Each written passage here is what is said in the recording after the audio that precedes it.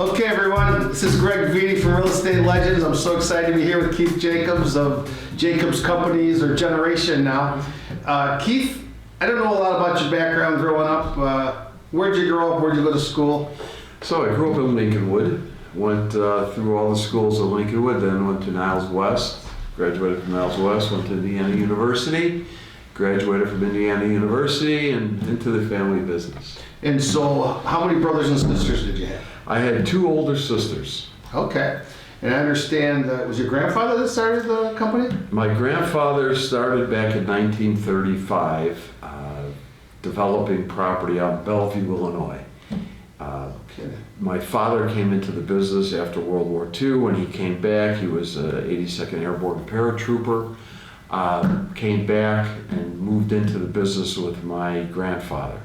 While they were building way out south, my father decided to come up north, and he took upon himself to find property. Well, that was called Northbrook at the time. Yeah. And Northbrook there was farm town, and it was a two-lane highway. The Edens Expressway was a two-lane highway, and Northbrook only went as far as that two-lane highway to Waukegan Road. Everything west was farmland.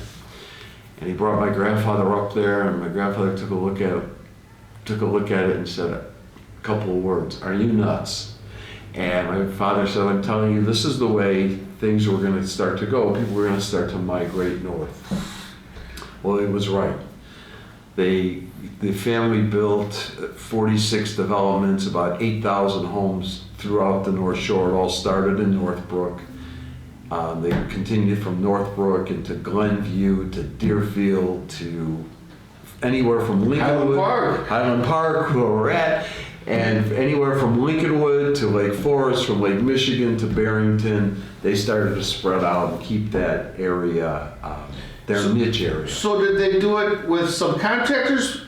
Did they have their own crews? How did that work? Way back in the day, they had their own carpentry crews, and then everything else was subbed out. Now, today, everybody's a subcontractor.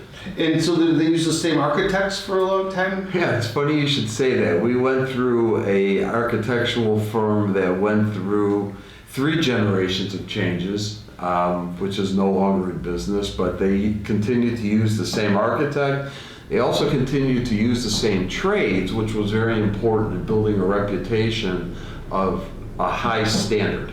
So when you don't change trades often, you find yourself, you're refining the trades that you have to make sure everything is done just right. So was your grandfather, your father, yourself really very involved in the actual picking of the details, interior design, the actual floor plates, the floor plans, the outside of the house? Who was... Back in the day, when it was my grandfather and father, they did that selecting. Then my uncle came in, my dad's brother, came into the business, and he did all of the design. He did all of the correlations with the customers. He created all of the structures with the architect. He was never an architect. He was a frustrated architect, we always called him. He drew everything on tracing paper by hand and gave it to the architect, and they took it from there. So he was very creative and very able to satisfy the customer's needs 50 years ago. So you're a young kid. Were you into sports, and then how did it segue into? I'm sure that you were inspired by your grandfather and your father, and they're building these big developments. That had to be exciting as a kid. Did you work in it early, or? Well, like I said, I went to Niles West, and one of their projects was in Morton Grove.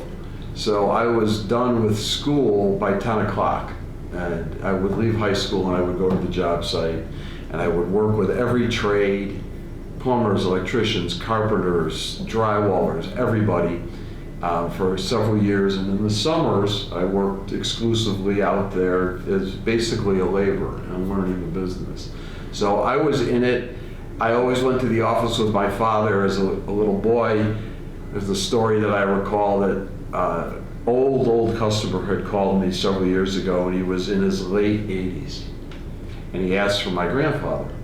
And I said, he's passed away. Then he asked for my father, And he said, well, he had a brother. What was his brother's name? It was Joe. I said, they're all gone now. He said, well, who are you? I said, well, I'm Keith. He goes, well, wait a minute. Were you that little guy who was always sitting on your dad's lap in the office? You know, when we would come in? Well, I was probably 55 when he called. So I said, yeah. He goes, well, we built a house 40 plus years ago, and I was looking for, you know, some help. You wanted to get the old plans out. He wanted the old plans, and he wanted a little information on where he could go to replace his windows that were no longer, you know, the company was no longer in business.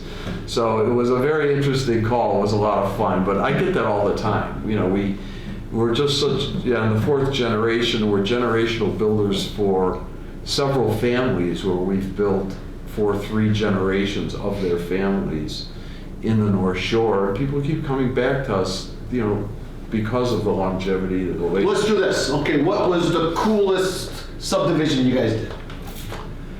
Wow, that's hard to say. Like I said, what were the top 3 cool ones? Okay, so Hibernia's got to be one. Okay, Hibernia here in Highland Park was one of the greats. How many units is that? There was 123 units with a 27-acre nature preserve that was donated to the Illinois Nature Preserve Coalition, and it's all natural vegetation. That was a very interesting parcel because of its engineering and its technicality. It's gorgeous when you drive out there. You feel like you're in a different world. Like, you don't, I mean, nothing against Highland Park. I love Highland Park, and there's so many different areas of Highland Park, but my uncle lives and aunt live in Hibernia. So when you go in there, it's like, it's mature at this point, and it's so beautiful. Right, well, it's funny because I was dating my wife at the time, and I took her to the grand opening, and when we built the models, and she's like, well, this is really cool, you know, because we had 4 models that we had open. We had about 1,000 people who showed up to tour the models. Wow. There was a big party,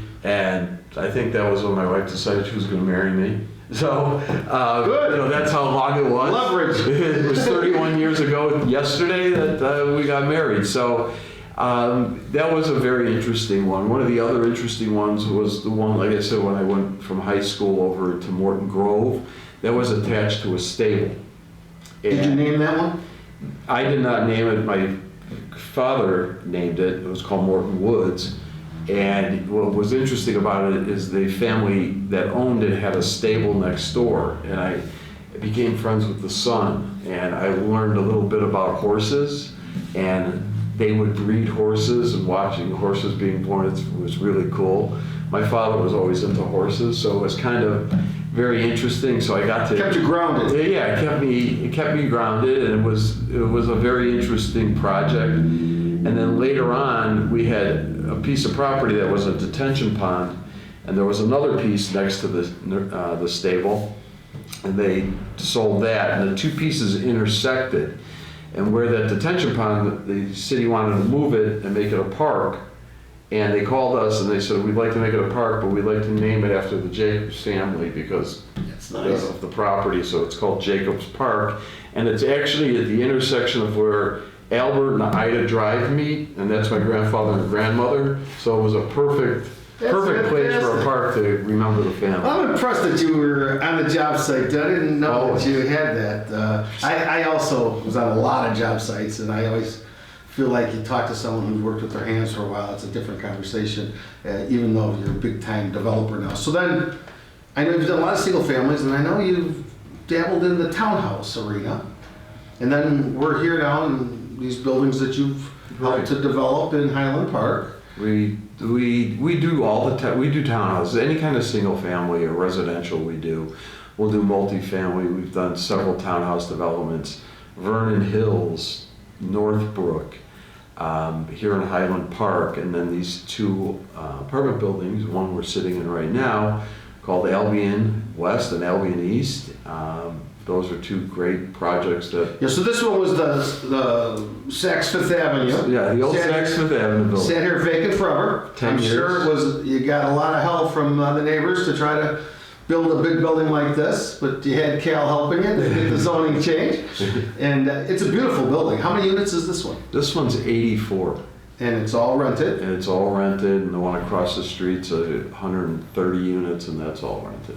Fantastic. So you've brought a lot of new blood downtown. Downtown, yeah, and we hope that we were the catalyst to really invigorate the downtown, and now you can see in the last 6 months we're getting some big restaurants in. We've just gotten DiNucci's, which is part of Ballyhoo, which is walking distance from. Oh, and Amy Morton's bringing her steakhouse here, and that's very exciting. Here, we're getting another new restaurant in Ravinia, which seems to be a lot of fun, and we have Indus, the new Indian restaurant, which is great. So you moved to Highland Park? I moved to Highland Park. I originally, like I said, I grew up in Lincolnwood. I lived in the city for quite some time. Got married, moved to the suburbs, moved to Highland Park. Okay, so you've been living in Highland Park now for how long? I've been here 30, almost 40 years. Okay. My sisters both they both lived in Highland Park. One now lives in Northbrook, in one of our other developments. And Highland Park. It's my hometown, so it's very close to my heart. That's great. And I really appreciate that you're taking your energies to develop some of these properties, because downtown Highland Park was really hurting for a long time, and I'm sure it's starting to get its feet and momentum, and these kind of properties really help, bringing. And then again, you've got a lot of older folks that are living in Highland Park that can't do the stairs anymore, and they don't want to live in their old house. They need a one story with an elevator. And that's what we found quite a bit of that in both of these apartment buildings, that people were there was nowhere to downsize and stay in the community, and especially being maintenance free like an apartment complex, and one especially with all the amenities that we offer here. So they were very receptive. There were a lot of houses came on the market, and the timing, timing's everything, and it was great timing because the young families were looking to move into Highland Park because it was great schools and a great town. And now those families moved into our building, so we're getting a good cycle. And I think that's what's happening too, is a lot of the grandparents stay here because the kids move in, and so they're all, it's a tight unit. 100%. We get calls all the time. We want to move back, what's available, what do you have coming? So were you a sportsman in high school? Did you play football? I played football my freshman year until I got injured, and then I found a different path. It was girls. Can't blame you with that. Yeah. It was sex, drugs, and rock and roll, right? I don't know about that, but it was much safer. It's fantastic. So, what kind of projects are you working on now? Right now, we have a little project that my son's now in the business, thus the generations. We're doing 3 little projects in Winnetka, some custom homes in Winnetka, and he has a couple of projects going down in Austin, Texas, and now we're in the process of zoning 60 single-family homes in Glenview. And what kind of price point will that be at? The price points we anticipate will be around the 850s up to $1.1 million. Okay. Right now, it's a very interesting thing.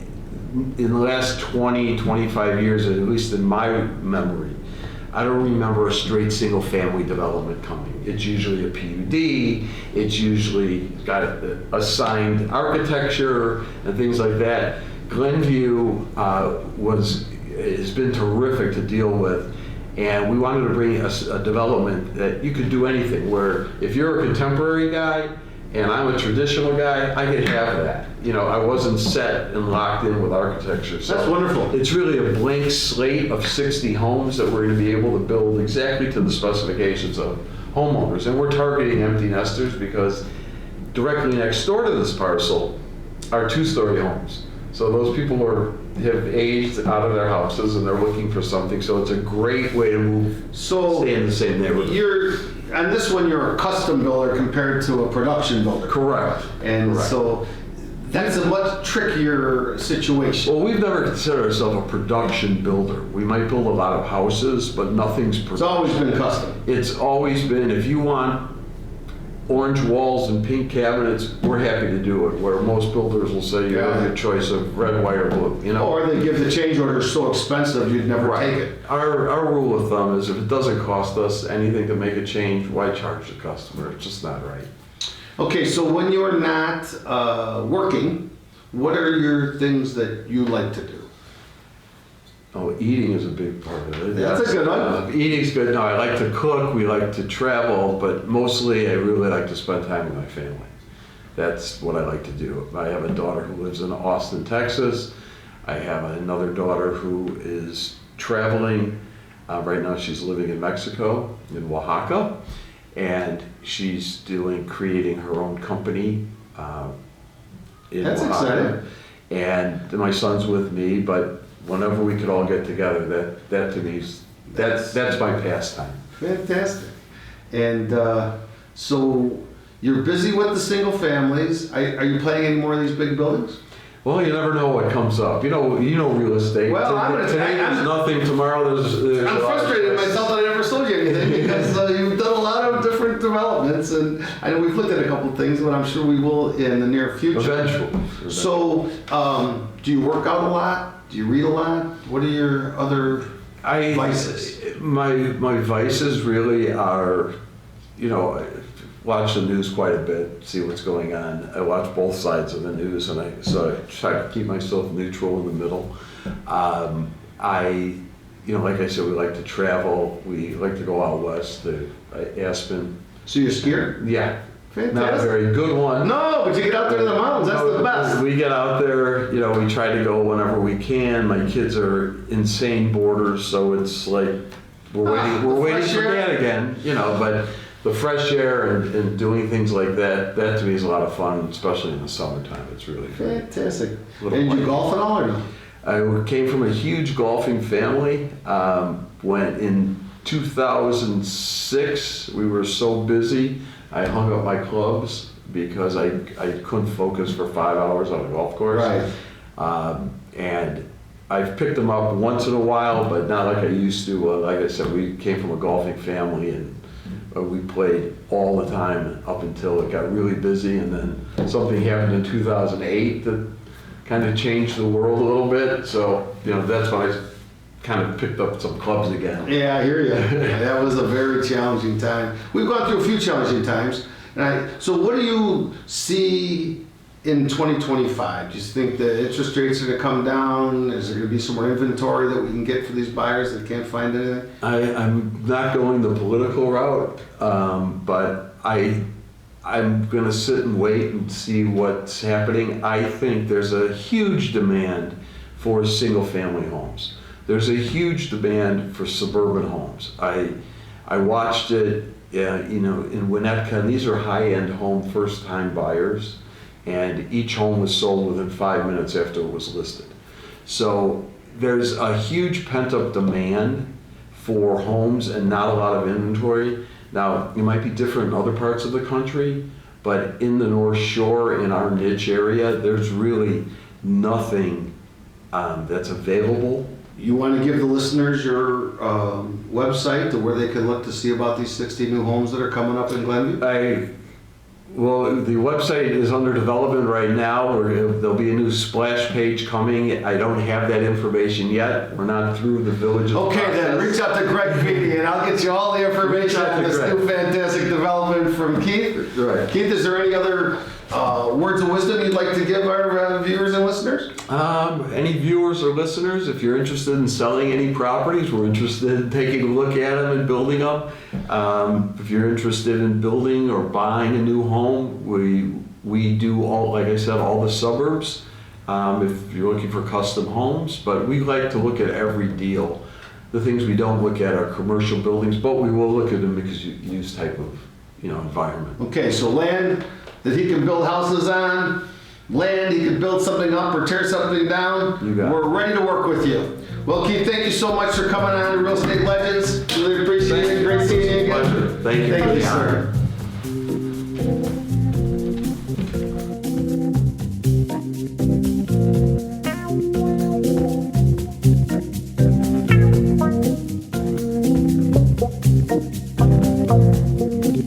sir. you.